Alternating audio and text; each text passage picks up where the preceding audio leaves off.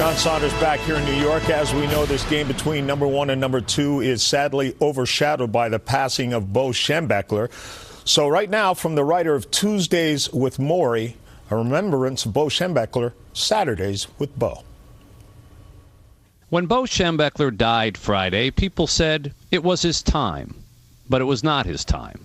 Friday morning at a hospital was not his time. His time was Saturday afternoons from September to November.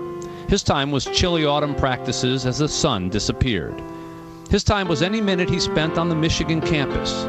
Almost everything about Bo Schembechler was contagious, his laughter, his passion, but mostly his fierce loyalty to his school. Arbor, the facilities he inherited were meager, but when assistants complained about folding chairs and hooks on walls, Schembechler said, "Men, this may be the hook Fritz Chrysler once used. There is great tradition here." He made that tradition precious.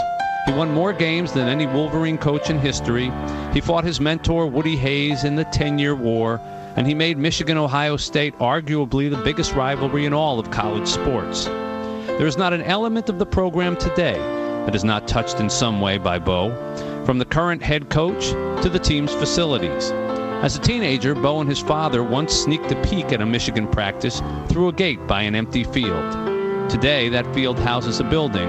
It's called Schembechler Hall. When he finally retired, Bo kept an office in that building and was never more than a hallway away from the coach and players. Even Friday, his last day on earth, he was breaking down Michigan-Ohio State for a weekly TV show. That's when death finally blindsided Bo, done in by the very organ that defined him, his heart. It stunned us because he'd survived so many scares, we all thought he was indestructible.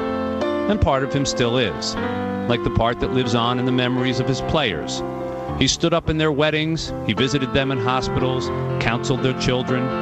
He was their coach long after they stopped playing. Bo Schembechler could fill up a room and fill up a moment. He could, as Kipling said, walk with kings and not lose the common touch. So it was his time to go, but it was not his time. That time is this afternoon, when a whistle blows and a foot meets a football. For the first time in nearly 4 decades of Michigan-Ohio State, Bo may not be watching, but he'll be everywhere you look. For ESPN, this is Mitch Albom. Mitch, thank you very much. Very well done. The Ohio State Buckeyes up by 2 touchdowns. We'll talk about the second half when we come back.